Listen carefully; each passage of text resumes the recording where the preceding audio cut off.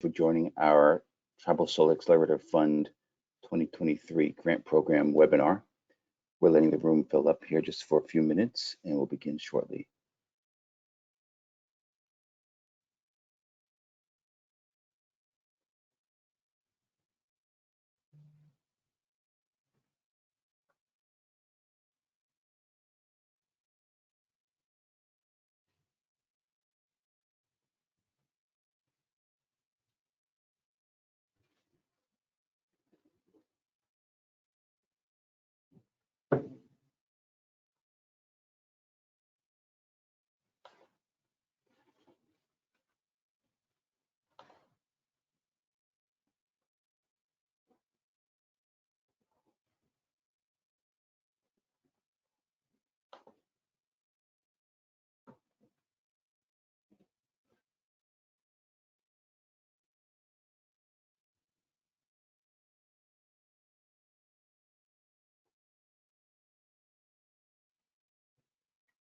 Everyone, thanks for joining.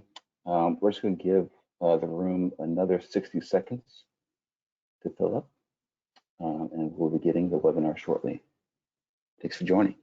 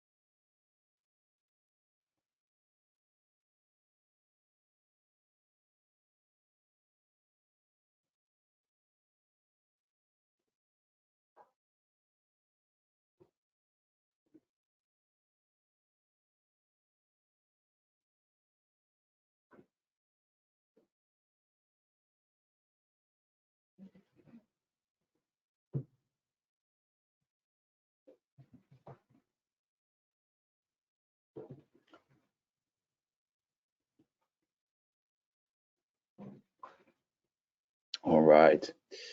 Good afternoon. Well, it's good afternoon. I'm on the East Coast, so good afternoon from my time. And if you're on the West Coast, good morning to you. Thank you all so much for joining and attending our 2023-24 Tribal Solar Accelerator Fund Grant Program informational webinar.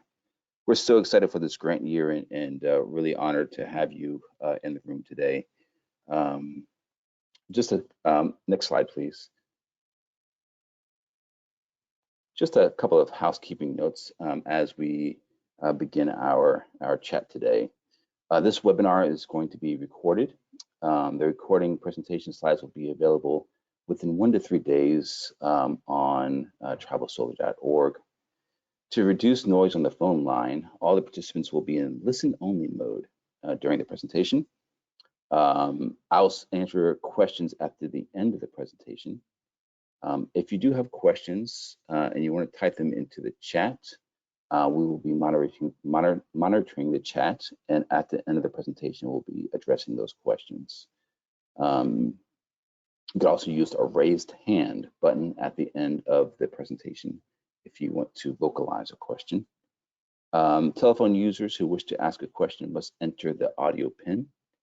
And also, if you've selected mic and speakers as your audio choice, please test your system settings prior to asking a question. Next slide, please. Okay, great. Hi, my name is Christian Weaver, Christian Weaver Nuisiwak Shinnecock. My name is Christian Weaver. I am a citizen of the Shinnecock Nation from New York, and I serve as the TSAF program director here at Grid Alternatives. I've been on staff for just about a year. It'll be a year coming up here in a few days, and really honored to be able to do this work alongside my colleagues here at the Tribal Solar Accelerator Fund. Next slide, please. We're going to be going over a few things during this webinar. During section 1, we'll talk about grid alternatives and the Tribal Solar Accelerator Fund, and what those two organizations do. We'll talk about the GRID mission, vision, a snapshot of the history, and our tribal program history. We'll talk about TSAF's mission, vision, and purpose, and some of TSAF's important impacts, specifically this past year. In section 2, we'll cover the grant program overview. In that overview, we'll talk about TSAF priorities and objectives, funding areas, and how the funding areas were established and their amounts. We'll also talk about TSAF criteria, eligibility, submission guidelines, and then award of proposal information. Next slide, please.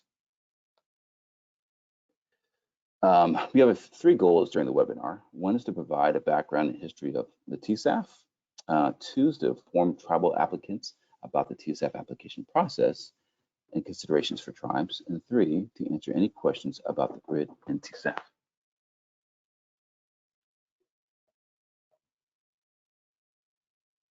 All right, we'll drop into the GRID TSAF overview. A little bit about GRID Alternatives and how GRID Alternatives was founded. It was founded back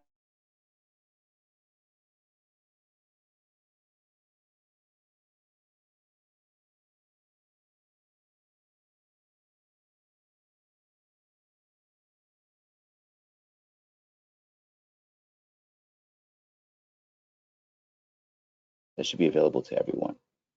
Through GRID Alternatives, they developed a model to make solar PV technology practical and accessible for low-income communities while providing pathways to clean energy jobs. GRID completed its first single-family installation for the Cubas family of San Francisco in 2004.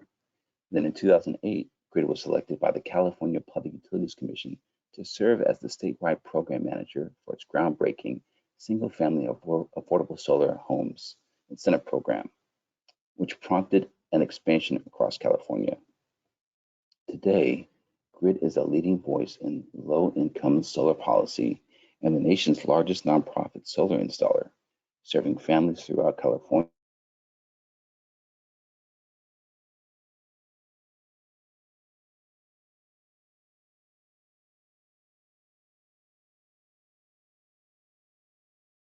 Apologies for the technical difficulties there. Christian, I think you just muted out there for a second.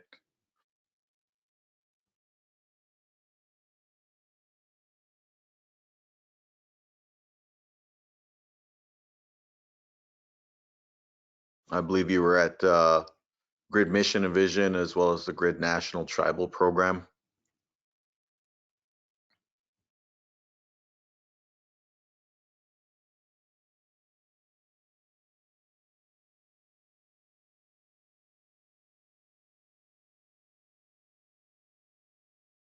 We'll move on to the next slide.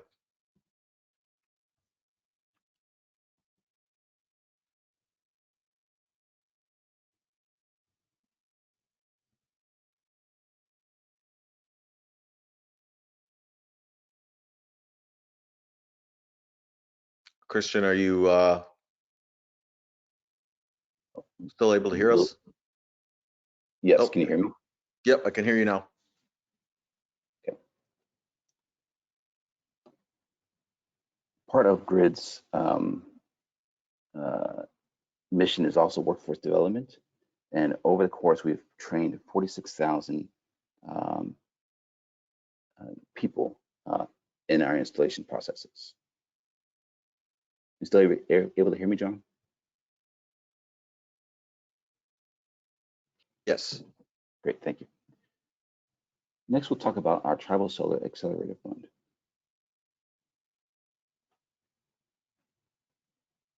The Tribal Solar Accelerator Fund, oops, I'm sorry. TSAF was founded in 2018. I'm sorry, I missed my slide there. 1 second. I'm sorry. TSAF was founded in 2018 as a tribal-led philanthropic grant-making program to support new solar projects in tribal communities across the country.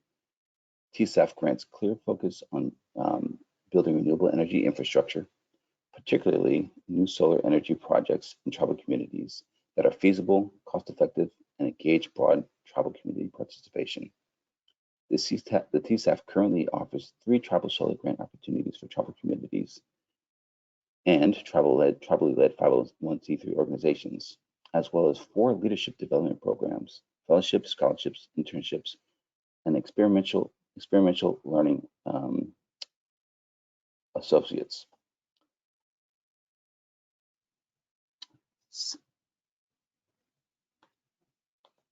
In last year, we've had astounding impacts within our programs. We're really excited to share some of those metrics with you. Over the course of 2022, we installed 751 kilowatts of solar installed across Indian country, which equates to $3.2 million of funding awarded to our grantees for a total of 27 grantees in 12 states in 2022. This is over 65 grantees across the inception of our tribal program, which is an amazing impact. We've had over 87 tribal solar installations and trained over 120 tribal members within our tribal installation programs over the course of 2022. Our leadership program has funded over $160,000 to support tribal education. That's 6 scholarships, 6 experiential learners, and 10 tribes represented in 2022. Our Tribal Energy Innovators Fellowship has funded over $100,000, supporting 4 tribal members, 4 states, and 4 tribes represented. Next slide, please.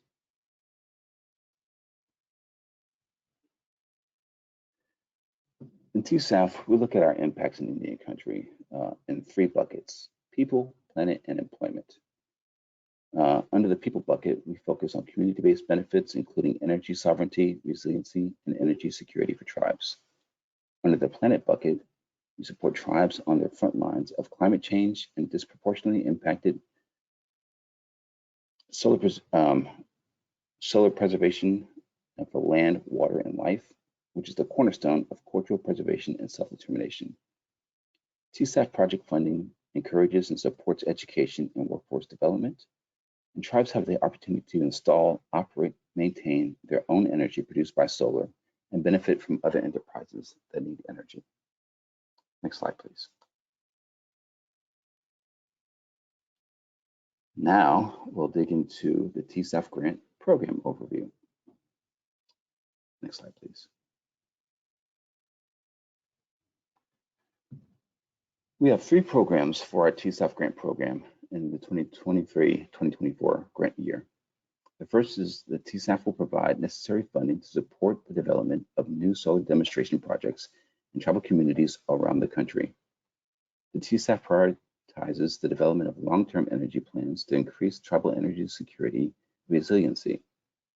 TSAF supports and encourages solar education, training, and workforce development in tribal communities. Next slide, please.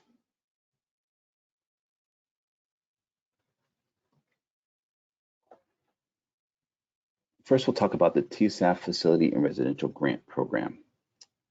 The Tribal Solar Project Funding application has opened as of this past Friday. This program will focus on 2 different verticals. The first is the Tribal Facility Solar Projects. These projects can include rooftop, carport, or ground mount solar installations that meet the energy needs of tribal communities. The second are tribal residential solar projects. These projects will be for low-income homes in tribal communities. Proposals for each of these projects will be funded up to $200,000 per tribes. Now, in your application, you are allowed to apply for a project that addresses either facility solar projects, residential solar projects, or a combination of the 2. Please note that the combination of your projects will not exceed $200,000 per tribal community. Next slide. I also want to mention that the deadline for this grant will be May 31st of this year. Next slide, please. We have two additional funding areas that will also cover this year. The first is a TSAF Travel Energy Plan Grant that is slated to open on April 31st. Planning grant funds will help tribal communities work toward a better environment for all community members by using a comprehensive plan of action as a guide to develop a more sustainable tribal nation. They can be the starting point for a pipeline to a greener community. Last year, this grant funded projects up to $25,000. However, this year, we have increased that funding amount to $50,000. We're really excited about this grant. This is an opportunity for tribes to really develop an infrastructure within their communities and to fund an energy plan grant. If you do not have an energy plan for your community, this is a great program for you. Or if you have an outdated energy plan that needs to be updated, you can also apply for funding to update an outdated energy plan. This grant is open until fully subscribed, so there's no end date currently on this grant. However, it opens on April 31st, and we will keep it open until the grant is fully subscribed. The last grant that we will implement this year is the TSAF Gap Funding Grant, which opens on May 31st. This grant is really helpful for tribes that have a cost share funding need or gap in funding for an existing energy project. Many communities are working with the DOE for large grants. They may have a gap in funding need. This gap funding grant can help fill that grant, and proposals will be funded up to $250,000. Please note, if you apply for and are awarded a TSAF facility or residential grant, you are not eligible to apply for a gap funding grant.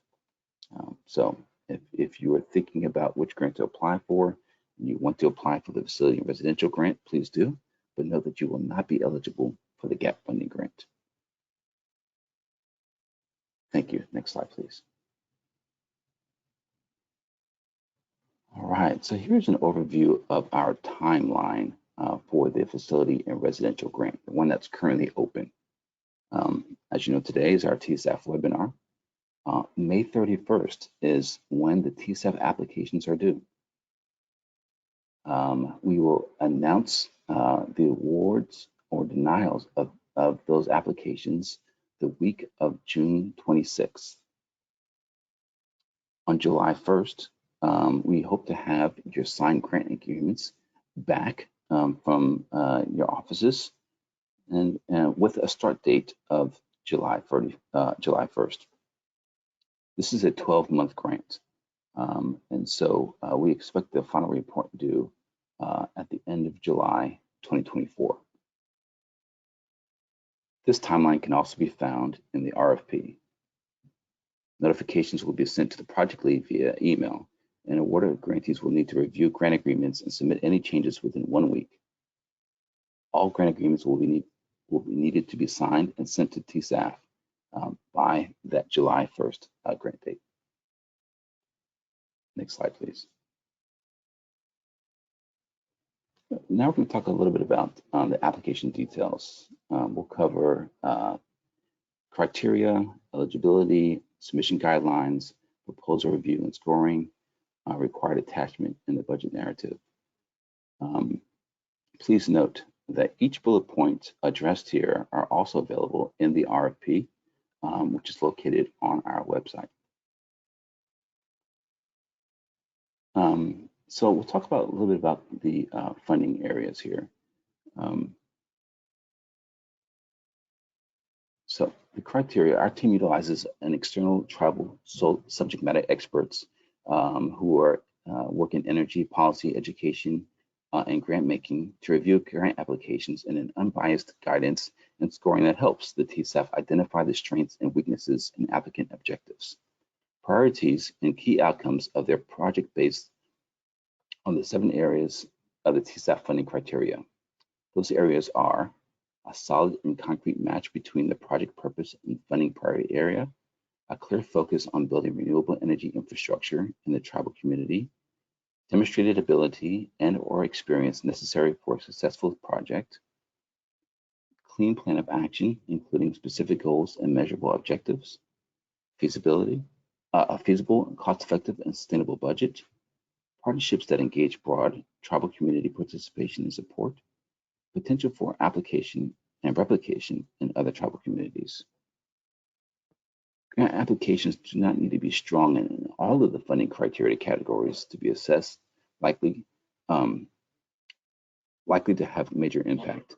A project that is by nature is not innovative may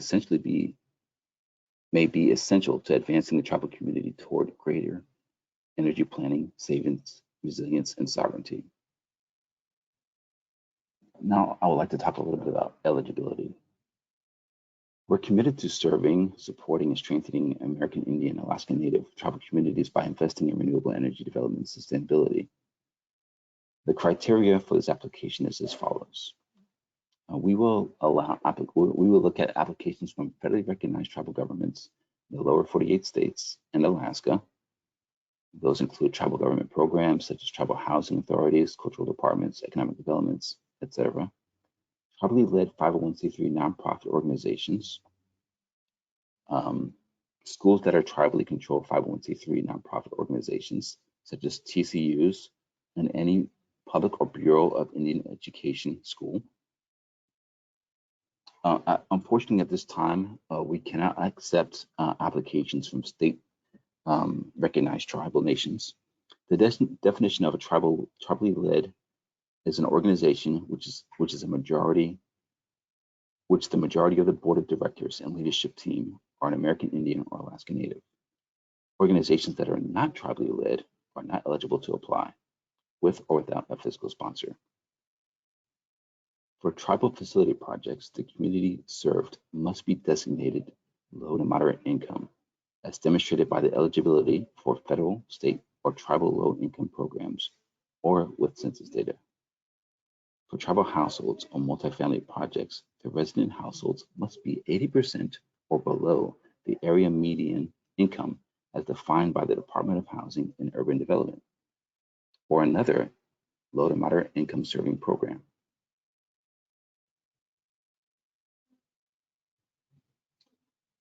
This year, we're using an entirely new online grant portal in which we hope will enhance your TSAF grant application experience.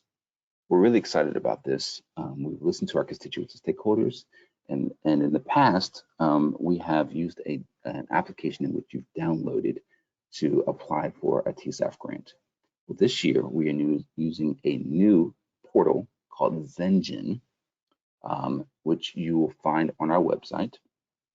Under the grants tab, under tribalsolar.org, Zengen will allow users to create a profile via the web and also use that profile when applying for this grant and other funding opportunities within TSAF.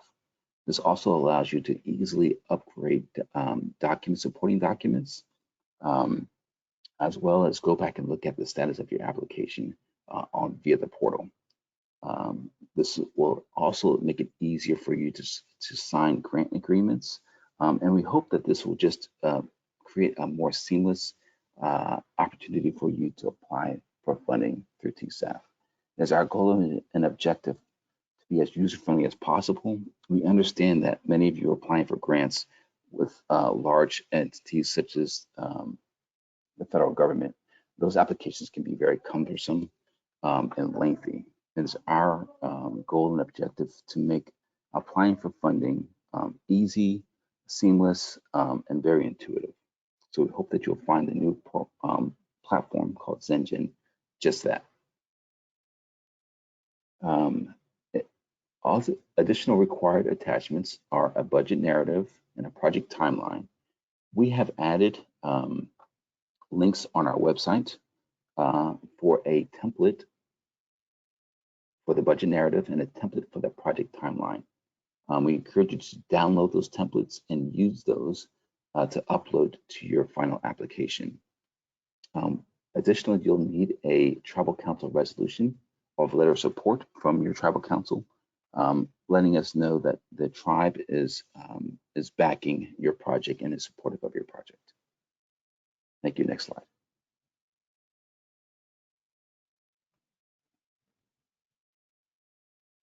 If you are awarded a TSAF grant, we will ask you to sign a grant agreement. So if you awarded a TSAF grant, you will receive an award letter. Following the award letter, you will receive a grant agreement that will be come to you electronically and allow you to electronically sign the grant agreement. The grant agreement will be need to be signed by an authorized tribal official or an executive director no later than July 1st. The grant agreement will contain common grant agreement terms and conditions such as purpose of grant, grant amount, performance monitoring, reporting, and the communication plan. The grant agreement may allow for the TSAF and grantee to negotiate certain terms on a case-by-case basis. The project construction will vary depending on your plan to use grid alternatives as your installer or a local installer, which will also be outlined in the grant agreement. I will schedule quarterly check-ins with your project lead and the communication contact during your first week of the grant in July. Our organization uses Teams or Zoom, but we're open to using other platforms if preferred. The check-in call will be no longer than an hour. So we do these check-in calls for a number of reasons. One, we really want to know your project and your community. And we want to make sure that we're supporting you during the length of the grant. These are opportunities for you to ask questions about the process, to let us know the status of how the grant is going, to give us feedback, but also for us to build a stronger relationship as a partner together. These aren't intense or very serious. These are just opportunities for us to check in and really build off of each other, and for us to get to know the project better and for you to know TSAF better. Last but not least, reporting to the TSAF. At the end of the grant year, 1 month after your grant period ends, you may have noticed that the final reports are due to TSAF. Although your grant may not be spent down or projects may be unfinished, we do ask that you report on planned activities and spending for the end of your grant period. In your grant agreement will be an outline that indicates the methods to which we ask you to submit your final report. This is the only written report that we're asking for you to submit during the grant period. During our check-in calls, we don't ask for a written report. So we're only asking for one final report at the end of the grant period. Next slide, please. There are a couple of ineligible TSAF projects. I get these questions quite often. So projects on casinos or casino property are ineligible for TSAF funding. Rental property, unless all tenants are income qualified and will directly benefit from the renewable energy system, are ineligible. Also, projects that do not benefit low to moderate income tribal members are ineligible. TSAF funds may not be used for program costs that are not associated with a specific project or staff incentives such as gift cards or personal items. Eligible, next slide, please. Eligible TSAF projects are highly competitive applications, including a variety of renewable energy technologies. Those include EV, wind, etc. Projects that can include rooftop, carport, or ground mount solar installations that meet the energy needs of the tribal community. Allowable project costs include supplies, solar equipment, construction materials, in-kind personnel, contractual costs, and project contingency funds. Next slide, please. There are a few frequently asked questions. The first is, and these also can be found on our website in a more lengthy document. But one frequently asked question are, can TSAF be used on off-grid and grid-tied projects? Yes, absolutely. TSAF understands that the varying needs in tribal communities, especially those in isolated and remote areas that rely on off-grid systems. Number 2, is storage or EV chargers allowable projects? Yes, TSAF is open to supporting storage and EV charging projects, but they must be connected to a solar component.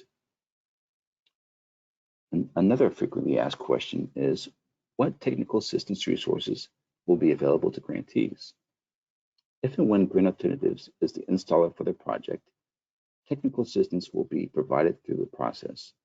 For non-grid alternative installation projects, technical assistance will be limited. Please ask us for more information about specific situations and technical assistance. I also want to highlight a few of, the rest of the TSAF team. Tungshi Claremont serves as the managing director for the Tribal Solar Accelerated Fund. She's been with the fund since our inception. John Teller, who is our communications officer and also managing our chat right now, will be working with each of the awardees on developing stories that highlight and uplift your projects. And Angelica Wright is our our leadership officer. And Angelica is the person that manages our scholarships, internships, and fellowships vertical. This team is really awesome, and we're all excited to work with our grantees during the 2023-24 grant year. Next slide, please.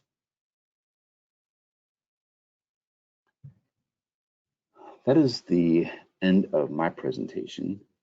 Again, you can find the links to our applications, to our templates, frequently asked questions, and the RFP on TSAF's website, which is tribalsolar.org. We hope that you all will apply, and I think we'll open it up for questions now. Are there any questions in the chat? We have one question, Christian, and this one is from Carissa. Are the first 2 grants due May 31st, but these 2 additional grants open April 31st and May 31st? I think it's just clarification on the application dates for the other grants. Okay. Yeah, sure. So the facility residential grant, the grant that we went over today, opened this past Friday, and it will be open until May 31st. The next grant, the energy plan grant, will open at the end of April 31st, and will stay open until the grant is fully subscribed. The final grant that we'll administer this year will open up on May 31st. That is the TSAF gap funding grant. Next question is, can the funds be used to construct a carport to put the solar panels on? The funds, the majority of the funds need to be for the actual solar installation. So this grant is not intended to build structures that aren't currently there. The grant is intended to build solar installations or grids. So if you don't already have a carport, we would ask that you do not apply for funding to build a carport, but to build a solar installation.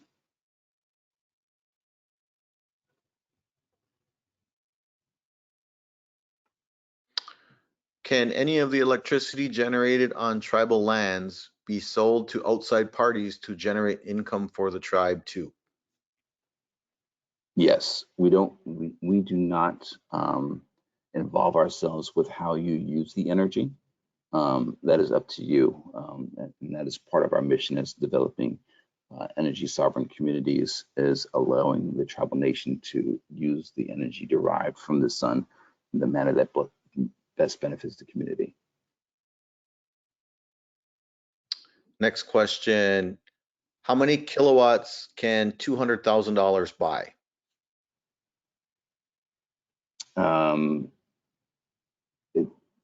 That is a good question.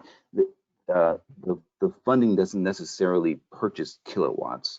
The kilowatts derived depends on the size of your project, where you are geographically located. So certain areas will have more sun than other areas. And depending on how you build your array, will ascertain how much solar and how many kilowatts you will derive from your project.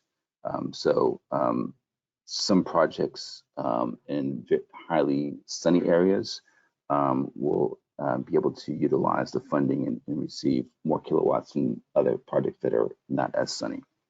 That's a good question. I'm going to chime in on that too. It has to do with how your project is structured, how much structural pieces might need to go in that might chew up a part of the 200,000 or whatever you apply for as well. So it really depends. I think, Christian, can you remember off the top of your head about on average what we were seeing for residential? I know that was it in like the six kilowatt range or 3 kilowatt range or something like that per Yeah, residential household? I think per home, I think we're seeing about 6 to 8 kilowatts per residential facility, and therefore, I'm sorry, per residential install. And for facilities, I think we're looking in the area of like 20 kilowatts. Mm-hmm. Yeah, I think that gives a pretty good idea. We got another question. Do the tribes have to apply, or an individual can apply? It's a good question. So that's a good question. An individual can write the grant on behalf of a tribe, but this grant is open to tribal nations, 501c3s, or tribally led educational institutions. So if you are an individual working for a tribe and you're writing the application on behalf of the tribe, that is fine as long as you're writing it on behalf of the tribe. So this grant is not open to individuals who are looking to install solar on their private home. This is open to tribal nations or 501c3s or tribally led institutions, educational institutions. Just to add on to that as well, one thing that is required is a letter of agreement from each tribe or tribally led organization. And typically what we see is that comes from the tribal council or the tribal legislative body. The leadership aspect of each tribe typically will sign off on those. And that can take some time to get those if you have to wait for the next meeting and to get on the agendas for that. So just a word of advice there when upon receiving your award, it does have to be approved from the tribe. All right. Can be combined with federal grants or other philanthropic grants? Absolutely. Yes, indeed. So if you are working on a large project and you are part of your project is being funded by other entities, yes, we encourage that. That's not a problem.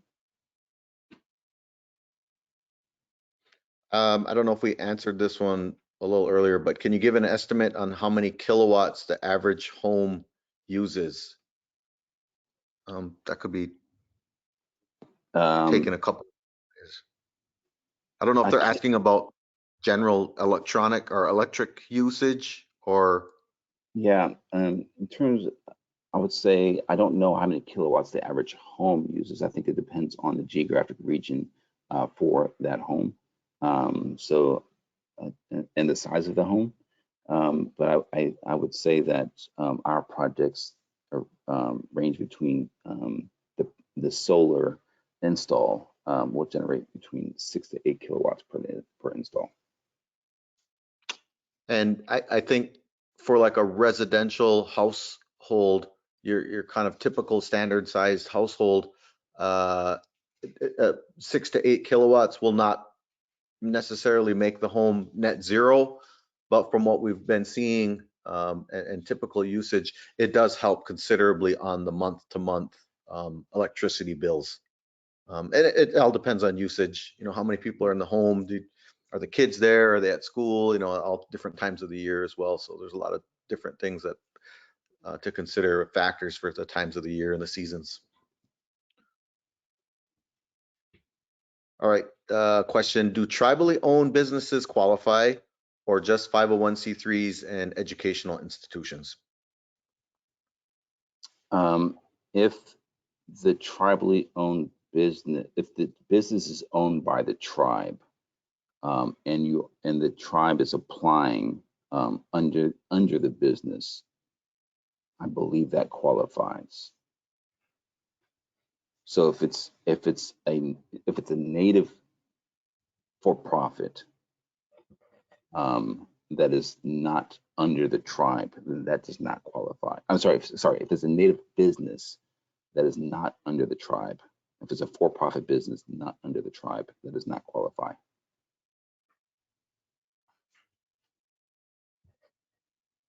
Next question, what type of income verification documents do you require? We don't require income verification documents, but we would like the applicant to know what the percentage of low to moderate income households are within the community, and answer that question accordingly in the application. So the application question says, what is the percentage of low to moderate income households being served within the community? And you can answer 20%, 30%, 50%,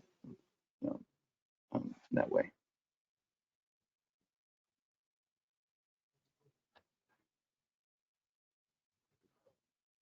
That looks, the last question that we had was that one. Any additional questions?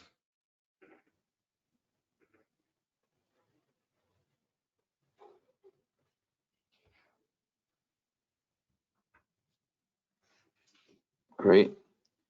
Oh, we got one. Okay. Can tribally owned businesses apply in a partnership with a separate tribe? It's a good question. In partnership with a separate tribe, the application needs to come from the tribe. So if the tribe, let's just say the tribe is, I don't know, the Shinnecock Nation. We'll use my nation for example. The Shinnecock may may have a for-profit business that's going to be the installer for the project, but the applicant needs to be the Shinnecock Nation. So a for-profit business will be ineligible for creating an application and submitting an application.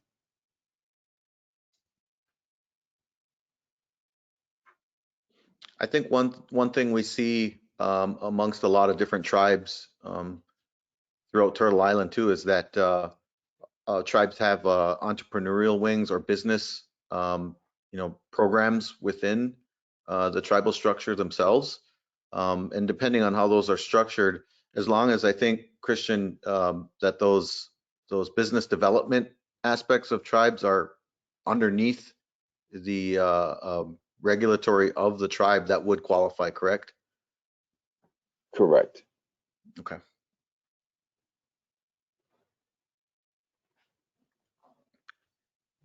Any other questions? These are all good questions, folks, so we hope you're getting a lot out of this. We got a couple minutes left on our timer duration.